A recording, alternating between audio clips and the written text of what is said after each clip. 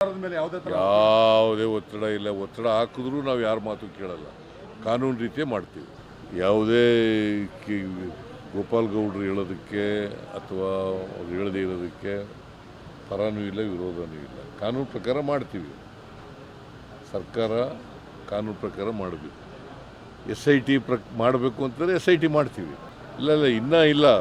Police ಡಿಪಾರ್ಟ್ಮೆಂಟ್ನವರು ವರದಿ ಆಧಾರದ ಮೇಲೆ ಈಗ ಅವನೇನು ಮಾಡಿದ್ದಾನೆ, 10 ವರ್ಷ ಅಬ್ಸ್ಕಾಂಡ್ ಆಗಿಬಿಟ್ಟಿದ್ದ.